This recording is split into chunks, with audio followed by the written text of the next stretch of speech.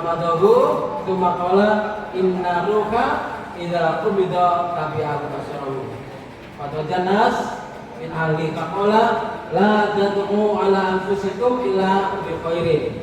Fa innal malaikata inna ala ma taqulu. Tsumma qala Allahumma firli fulan warfa' darajat wahyin wasfalahu bi qabrihi wa nawilahu fi waqtu fi atba'i.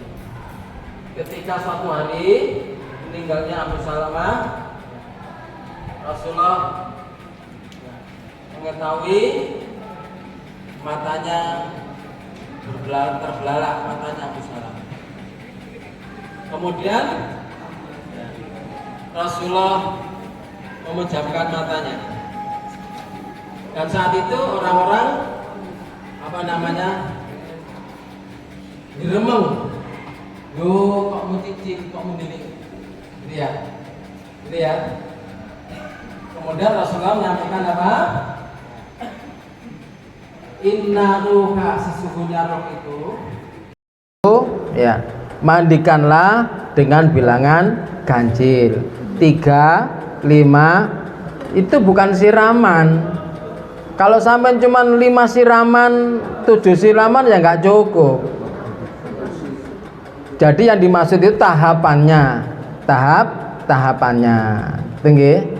Nah, orang-orang yang muru'ah, kehati-hatian, itu nyiramnya tetap pakai ganjil. Itu orang yang hati-hati. Monggo terserah. Mau dihitung ya monggo. Kalau jenengan bisa. Tapi yang terpenting adalah tahapannya itu yang ganjil. Perintahnya itu mandikanlah bilang ganjil 3, 5. Ya, mosok yo 5 siraman kan tidak mungkin kan? Jadi yang dimaksud adalah tahapannya. Tahapannya tadi ya, siram, sabun, bilas. Nah, kan itu sudah. Nah, tahapannya seperti itu. Siram, sabun, bilas itu satu tahap. Itu satu tahap. Kurang bersih, sabun, bilas, ganjil. Nah, itu. Jadi maksud tahapannya bukan siramannya. Nah, kemudian ada orang yang itu termasuk nyiramnya harus ganjil ya monggo. Itu namanya apa? Ya, menjaga hati yang tetap ganjil itu tadi. Pak Imanan juga anggota Lajnah ya. Pak Imanan juga anggota Lajnah. Ya, kemarin Pak Imanan. Nggih. Ya. Juga anggota Lajnah. Dan pernah juga diskusi sama saya tentang pelaksanaan perawatan jenazah. Monggo Pak Imanan memang begitu. Siramannya pun dihitung. Nah, ya, siramannya pun dihitung. Ya, kalau siraman pertama mungkin bisa 3 bisa ya. Ketika nyabun itu yang susah panjenengan. Nyabun. Siraman sabun itu yang susah. Kalau panjenengan bisa ya monggo silakan. Itu nggih, silakan. Tapi yang penting adalah tahapannya itu yang pasti itu harus ganjil. Itu nggih, monggo Pak. Start. Saya mau minta apa? Begini caranya. Pakai kapas boleh. Kapas ya. Ya, boleh. Dililit. Tapi kalau pakai kapas kok Ya. biasanya nyantol nang anu di sela-sela gigi. Ya. Kalau takut protoli pakai kasa itu ya. Nah, ya kasa. Wali situ. Ya, kasa ya, kain Nggak kasa. protol, kalau mungkin protol. Lek kapas logur nang jero. Itu nggih. Nah. Sampun jelas?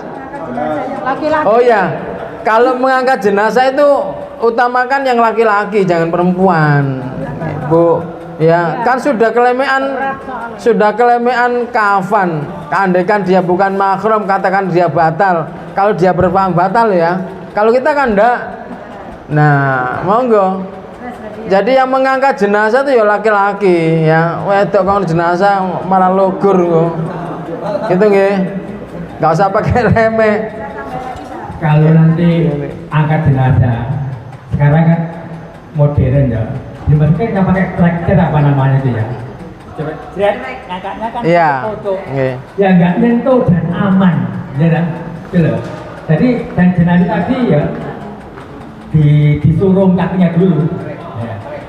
Itu memang kalau orang mati sebaiknya didorong kepalanya di depan.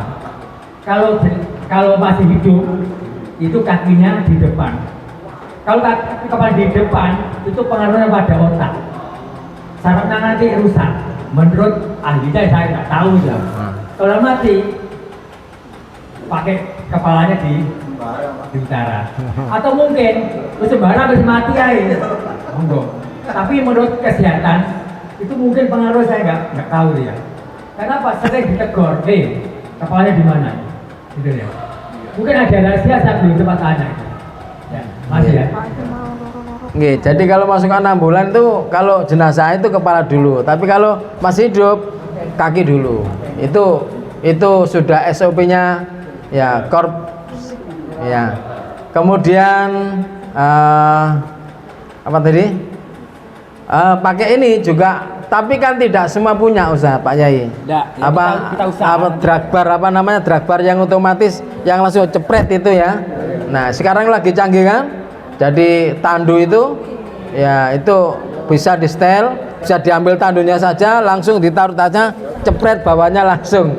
Nah itu juga enak. Jadi kalau mengangkat dari tempat mandi ke kafan itu ya yang laki-laki Ustazah, perempuan nanti tambah lugur.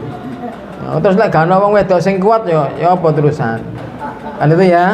Jadi boleh ya, tidak najis. Ya. Yang lain monggo. Cukup? Nah, sudah memandikan nggih? Aman? Aman nggih. Monggo. Iya, boleh silakan. Keyakinan. Monggo jenengan kalau bisa menghitung berapa gayungan itu ganjil ya monggo. Kalau merasa kesulitan ya minimal tahapannya gitu nggih. Bapak sekalian, Islam itu mudah ya. Ada empat prinsip ibadah dalam Islam. Yang pertama adalah at-taisir, mudah, jangan dipersulit, tapi juga jangan gampang no. At-taisir. Yang kedua apa? Istitoah, kemampuan. Yang ketiga adalah maslahah atau manfaat. Yang keempat adalah ittiba'ila Rasulillah. 4 prinsip ibadah dalam Islam. Gak usah dipersulit, gak usah rame-rame, gara-gara tukaran tidak boleh. Ya jadi monggo yang bisa menghitung ya hitungin. Gak iso ya minimal apa? Tahapannya itu yang ganjil. Gitu nggih? Nggih, aman. Baik. Nggih, berikutnya ya cara mensolati jenazah, mengkafani dulu, mengkafani belum? Mengkafani, ya. Kain kafan yang dipakai jenazah hendaknya kain berwarna putih. Kalau tidak ada warna putih, misalnya adalah bencana dan macam-macam, boleh juga yang lain, ya. Oke. Kalau sebisanya warna karena Rasulullah itu dikafani dengan kain warna putih, dan kalau bisa juga dari kain katun. Sekarang ini rata-rata kainnya dari polister. Polister itu ya nilon. Jadi makanya ya kafannya nggak hancur-hancur karena apa? Dari polister. Bukan karena amalnya. Ya kainnya polister ya nggak hancur-hancur. Jadi sebaiknya karena itu kita masyarakatkan jamaah kita disiapkan kain kafan dari katun, ya kain mori, ya jangan polister. Kalau kain polister itu ongoknya 90 Pak Yai ya. Tapi kalau kain katun ongoknya 1,4, lebih lebar. Jadi disiapkan di ranting-ranting, ya atau PCM disiapkan. Siap kain kafan berapa piece gitu, ya, yang dari kain katun. Nah disiapkan kalau bisa, nggak usah nanti kalau ada jamaah yang meninggal nggak usah cari jauh-jauh, angel cari katun kalau di tinggi. Nah sampun. Nah. Kemudian kalau laki-laki dikafani 3 helai, ya. Kalau perempuan 5 helai. Nanti kalau jenazahnya gemuk ongkonya tidak cukup boleh disambung ya, tapi tetap dihitung 3 helai ya, disambung tetap dihitung 3 helai. Nah perempuan itu 5 helai adalah 3 kafan ditambah dengan basahan dan baju ya. Jilbab termasuk bagian dari baju, dihitung 1 sehingga pas 5. Di sela-sela kafan itu ditaburi minyak wangi ya, minyak wangi. Sela-sela kafan ditaburi minyak wangi. Minyak wanginya tidak harus rimpi ya. Alkohol itu najis mboten? Alkohol itu najis apa mboten? Enggak ya, tapi haram. Alkohol itu enggak najis tapi haram. Yang haram belum tentu najis, yang najis mesti haram. Kan itu ya. Nah. Nggih. Jadi alkohol itu enggak najis tapi haram. Pak dokter habis ya menangani pasien kemudian pakaiannya kena alkohol, dipakai jumatan boleh ya. Alkohol itu tidak najis. Jadi kalau minyak wangi mengandung alkohol itu tidak apa-apa ya, tidak najis. Nah, tapi kalau ragu-ragu khawatir ya monggo pakai yang moncrot-moncrot. Ampun ya. Nggih, kain kafan. Sudah, kain kafan mengkafani sudah. Talinya boleh 3, boleh 5. Tapi lek pitu ya kakean. Ya. Kayak mumi. Jadi 3 atau 5, nggih. Dah. Nanti masukkan jenazah ke kubur. Dibuka apa tidak? Talinya monggo terserah. Mau dibuka boleh, tidak dibuka juga boleh. Tapi kalau menurut saya, kalau saya buka. Kalau saya buka. Ya, kenapa? Ya, asal sesuatu pada tempatnya. Ya. Jadi pada tempatnya. Aslinya kan kafan itu enggak ditali kan biar enggak brodol saja. Tapi kalau sudah dalam kubur kan enggak akan brodol ya. Enggak, dibuka enggak apa-apa. Kalau mau enggak dibuka ya silakan, okay? Kemarin almarhumah Mbak Nur Hayati itu sama Pak Saifuddin enggak boleh dibuka. Enggak usah dibuka talinya gitu. Itu Pak Saifuddin, berarti pahamnya Pak Saifuddin itu tidak dilepas talinya. Kalau saya tetap saya buka.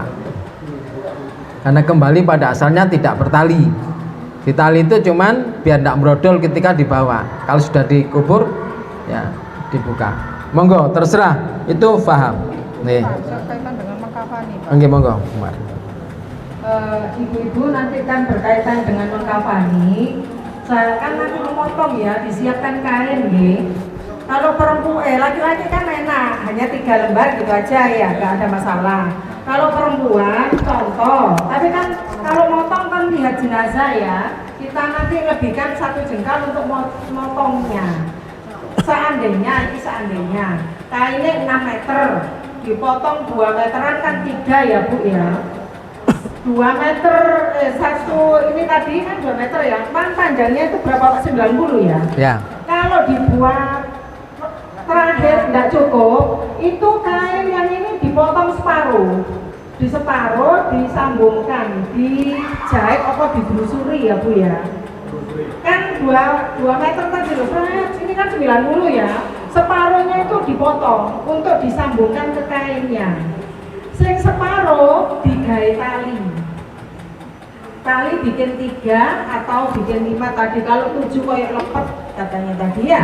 Terus separuhnya ini untuk jilbab besar. Dari tali tadi kan ada sisa, itu kalau mayatnya bermasalah bisa dibuat cawet. Kalau sekarang kan pempes, ya kan?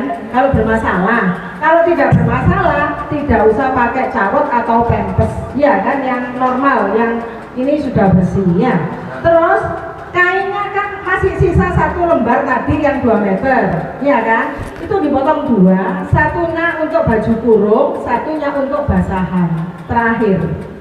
Jadi kan ada 3, kain yang untuk mocong tadi 1, baju kurung 1, iya kan? Apa tadi? Kocok, sarung, baju kurung, kain basahan, dan kerudung. Jumlahnya 5 kalau perempuan. Ya. Talinya boleh kalau jenengan orangnya bumu gak bisa. Kan ya gak apa-apa. Ya, dipakai 5 boleh. Ya. Pakai 3 saja sudah cukup, Ya. Itu tambahan saya dari Nggih, sampun. mengkafani. Sampun. Jadi tiap kafan ditaburi. Jadi kalau motong kafan itu panjang orangnya ditambah 2 kepal ya, 2 kepal, 2 kepal, ya. Atau kalau sampun 1 jengkal. Ya, satu ini untuk nali. Kalau menurut saya kurang panjang, 2 kepal lebih panjang. Monggo terserah. Ya, 2 kepal, 2 kepal. 2 kepalnya orang dewasa, nggih. Nggih, monggo Pak Yai. Ukuran orang Indonesia rata-rata 1 meter 80 ya. Ya. Aku baca 70, 75. Itu motornya 2 meter 25 cm. Jadi yang 25 untuk setan kaki, 25 untuk Tan kepala. bisa lepas ya. Nggak usah nunggu ngukur. Ukurnya kudu mencari pring dhisik. Dulu itu ada keyakinan pringnya ini untuk mancing gitu ya. Gitu ya. Gondolan. Jadi kira-kira udah saya tuh 2 meter 25 jadi cukup selesai. 2 menit 25 ya. Bisa lepas. 225. Itu di buku saya dulu. Ada Ya, kan? ini ada. Ada panduan untuk cara-caranya dan ukurannya kain kafan. Jadi nggak usah kepel mungkin uangnya dumur, kepalanya cilik, lemu ya. Dan lagi ongkok ya, namanya ongkok itu Lebar ada kain. 90, ada 1,5 meter. Ya, tanya yang 1,5 meter ya. Sehingga nggak nyambung. Ada gini, ibu-ibu atau bapak, itu potongan ini kan 3 lembar. Karena nggak bisa, bagaimana cara bungkusnya? Satunya digunting, ditambahin 1-1. Ya. Itu jumlahnya berapa? 2 atau padahal harus 3. Ya. Lah kalau disambung ya semuanya disambung, dicarikan tambahan sehingga tetap jumlahnya 3. Gitu ya. Kemudian kita sebelum memandikan harus disiapkan kain kafan dulu ya. Iya. Kotor dulu. Iya. Jangan moro-moro didusin terus Kain kafannya belum. gorong oleh kafan, gorong disiapkan kafan. Sakno katuun ya. Masih ya. Nggih, betul ya. Jadi sebelum dimandikan disiapkan kafannya dulu ya. Jangan habis mandi malah repot kafani, gak oleh-oleh pisan. Ya, jadi nggih. Misalnya kainnya ini enggak dijeli-jeli, itu dihitung 1 apa 2? Jadi kalau dijulur-juri tetap dihitung 1. Kalau diselipnya ada, diselip kalau ditumpuk. Ditumpuk itu dihitung 2. Makanya jangan dijulur-juri nggih. Kalau enggak cukup nggih. Bukan disiksa ya. Bukan disiksa. Kemudian kalau gini orang Indonesia itu maksimal ya 170 ya. Repotnya nanti kalau sudah siapkan kain potong 1,25 Pak Yai. Terus sing mati pendek akhirnya Keleben. ya kelebihan koplok-koplok dukur ya Ben sorry. Nah, jadi monggo terserah itu nggih. Teknis monggo Itu teknis. kan kalau sudah tahu gerakannya orang Jawa dewasa. Ya. Bukan kok pendek atau cebol. Nggih. Itu ya. Nah, monggo. Jadi jangan sampai juga kecupetan. Kapane gak cukup, dawae kurang. Akhirnya jenazah diplungkerno. Jangan ya. Lebih baiknya ya sebaiknya turah daripada kurang ya. Ditali gak kena merosot-merosot rek. Nah, jangan ya. Baik kita nggih. Sampun ya mengkafani ya. Nggih. Nah, ya. Mengkafani, cara mengkafani tetap dimulai dari kanan, nggih. Tetap dari kanan, kanan kiri gitu ya. Nggih. Ongkok kain itu 90 dan 140 Pak Yai. Nggih. Jadi yang katun itu 140, yang polister itu 90. Nggih. Sampun teman-teman. Baik, sekarang mensolati jenazah. Nah, tadi sholat, nggih. Sholat yang saya kira sudah semua bisa sholat ya. Nah, jadi yang jadi masalah ada takbirnya kan itu ya. Dan bacanya juga macam-macam. Ya. Teman-teman kalau di HPT itu yarfa'u yadai fi kulli takbiratin. Pakai tak Mengangkat tangan semua takbir. Itu dia PT. Tapi di Surabaya itu diputuskan tidak. angkat tangannya baru hanya takbir pertama, yang lain enggak pakai. Nah, panjenengan Pak, kan PP lebih kuat, lebih roje daripada PDM, monggo jenengan pakai takbir semuanya ya silakan. Itu ikut HPT PP. Kalau takbirnya diangkat pertama, ke takbir pertama itu ikut PDM, monggo terserah. Kita putuskan aja Pak, sebab kita ini satu komando. Nah, Adalah kalau menurut saya kalau diputuskan ya ikut Surabaya. kan lebih tinggi. No, ya kan? Nah, gitu. Nah, Mas Ijam kan sudah punya apa? Baik, saya ceritakan kenapa sampai sekarang yarfa'u yadai fi kulli takbiratin itu tidak seperti Surabaya. Untuk membahas tentang itu PP tidak punya waktu, banyak yang harus dibahas, sehingga itu belum dibahas lagi, belum dibahas lagi. Ya, sebenarnya dalil yang kuat itu adalah takbir hanya pertama. Tapi untuk membahas itu JPP belum sempat dibahas lagi, termasuk taswib. As-sholatu khairum minan naum itu yang pertama, yang kedua itu belum terputuskan. Tawakuf dikembalikan pada pemahaman kiai masing-masing. Termasuk itu ya. Jadi sebenarnya dalil yang kuat itu adalah Ini tadi dalam suatu organisasi ada istilahnya kalau sudah ditakbir kita itu walaupun bertentangan dengan pendapat kita harus saling Allah atau nggih. yang benar itu. Betul. Jadi gini, kita sudah usul ke PP. Tapi kemudian jawaban PP, silakan dikaji sendiri oleh PDM mana yang lebih baik, mana yang lebih rojih. Nah, PP untuk membahas itu masih belum ada waktu untuk membahas. Monggo, apa kita sepakati pakai PP? Halo, monggo Pak Yai, nggih. Yang lebih tinggi itu apa pasti sudah benar. Ya, kan? Kemarin Ustaz Jainuddin MZ, tokoh kita yang nyusun HPT itu juga artinya berlawanan dengan HPT, tapi nggak punya hak ya, itu hak prerogatif PP. Kemudian masalah takbiratul ihram itu angkat tangan direview oleh Ustaz Jainuddin. Nggak salah itu nggak salah ya, yang baru ya itu nanti itu asar yang berbunyi ya, nanti coba dibaca lagi dicermati yang terakhir. Kenapa? Saya sebelum datang di sini juga baca itu, saya amati ya, sehingga banyak ulasan-ulasan itu yang banyak pendapat adalah hanya yang takbir ihram yang angkat tangan, yang lain tidak ya. Yang lama begitu, tapi saya temukan denial author yang nggak jelas itu semua itu dari asar itu ya. Jadi sudah direview oleh Ustaz Jainuddin MZ, disampaikan kepada jamaah ya. Jadi orang yang julukan tinggi itu belum wajib benar. Dan Ustaz Jainuddin bilang banyak orang mengatakan bahwa HPT paling benar. Itu gimana? Apa enggak ingkar dengan Al-Quran? Gitu kan? Karena itu pemahaman. Ya, tadi sampaikan bahwa itu terserah pemahaman saya, dan HPT belum sempat membahas, kan itu panjang sekali.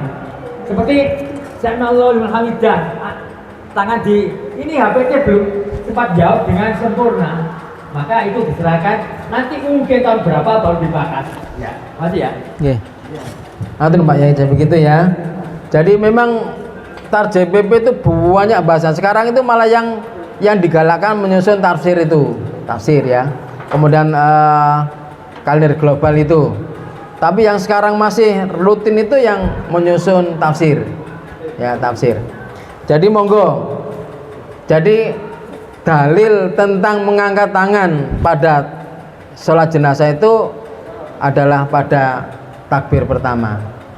Monggo. Kemarin Pak Saifuddin juga di waktu sholat jenazah Bu Nur itu juga menyampaikan yang pertama. Monggo. Jadi kalau menurut saya kalau seragamkan ya enak yang Surabaya. Angkat tangan pada takbir pertama saja. Kalau diseragamkan, monggo disepakati saja. Tapi nanti kalau kembali ke HPTPP ya monggo terserah. Itu kan keyakinan monggo. Nggih. Monggo disepakati aja enaknya gimana? PDM aja. Ustadz ke sini. Nah, wis monggo. Monggo terserah ya. Jadi kalau nanti kalau keyakinan buat takbiratul ihram pertama yang Jawa itu enggak dijalankan monggo. Nggih. Kita kan menghormati. Monggo ya. Jadi kalau nanti jadi imam sholat jenazah bisa disampaikan. Kalau gitu yang mau takbir semuanya monggo, enggak ya monggo kan itu. Ya monggo terserah. Gitu nggih. Kembali pada masing-masing terserah monggo. Turunnya hadis takbir Jawa pada Id itu bawahnya jenazah. Iya. Kalau Id itu nggak pegang tangan, kita harus konsekuen. Iya makanya. Kalau auto Itu nggih. Jadi seperti itu teman-teman nggih. Jadi kembali kepada keyakinan. Monggo terserah. Nggih, saya tidak berani itu ya. Harus ini yang benar, saya tidak berani. Monggo. Ya. Kemudian bacaan sholat. Bacaannya bermacam-macam. Pak Zainuddin itu dosen saya bahasa Arab. Pak Zainuddin MZ itu dosen saya bahasa Arab. Waktu menyampaikan, nah termasuk saya sama beliaunya berbeda itu di sholat gaib. Kalau Pak Zainuddin ada sholat gaib, saya nggak ada. Kalau Pak Zainuddin masih ada sholat gaib, saya masih ya. Kalau saya tanyain guyon tok ae Pak Zainuddin masih Andrio gitu tok aja kalau saya tanya. Ya. Wah, itu ada Pak. Ada, Pak. Ada Rasulullah itu. Ya itu ketika Raja Najasyi aja. Itu kan ada sebab. Ada sebabnya. Sebabnya karena belum ada yang nyolati.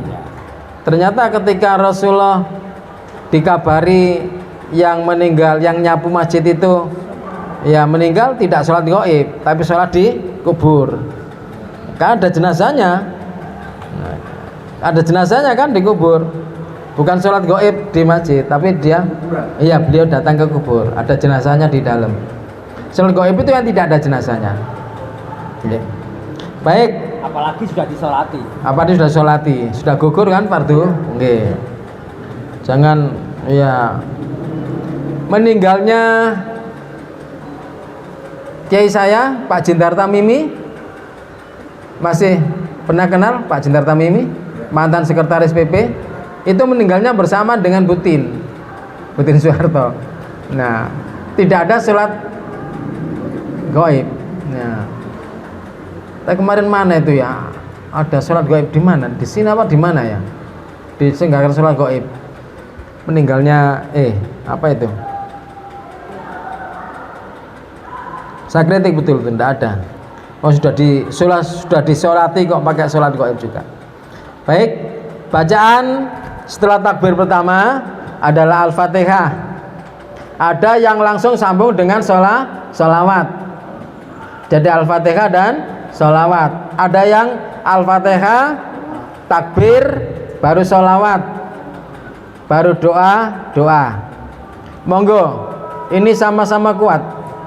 Ada yang takbir, Al-Fatihah, sholawat.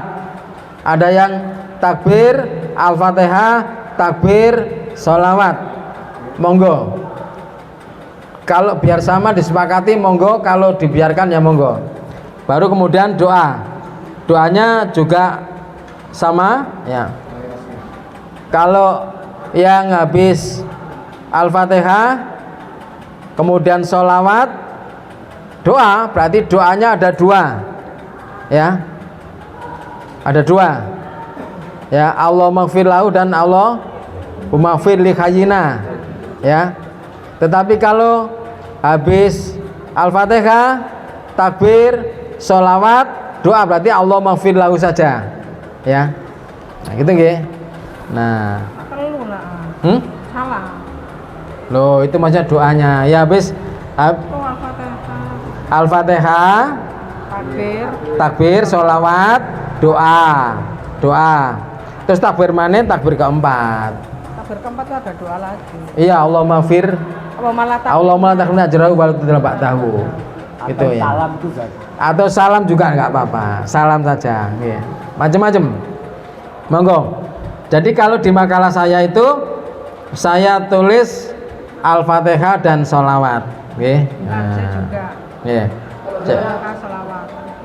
RT itu saya bidang RT saya. Iya. Setelah saya berkursus, itu pertama itu takbir, terus ya, Fatihah, kemudian takbir, Ya. sholawat, Ya. takbir, doa. Ya. Habis itu takbir, terus kalau meneng, Salam. Ya boleh, ada seperti itu. Ada seperti itu. Tapi saya tulis di makalah saya itu adalah takbiratul ihram. Takbir pertama lalu membaca Al-Fatihah dan sholawat. Takbir kedua membaca doa Allahumma gfir lahu sampai selesai. Takbir ketiga Maafir. Allahumma gfir li hayyina. Kemudian takbir keempat Allahumma ja'alhu Malah takbir. Allahumma takhrimna ajrahu. Kemudian salam. Monggo itu salam. Yang ada berbeda monggo. Yang ada berbeda monggo. Selama ada dalilnya nggak masalah ya. Namun ini saya ambil sesuai dengan PT ya. Doanya lengkap ya. Doanya Allahumma fil lengkap ya. Kalau ada anak kecil. Nah, kalau jenazahnya belum balik, doanya cukup Allahumma jalana salafan faraton itu. Ya. Cukup itu. Nggih. akan Nggih. Kita skores ya. Nggih.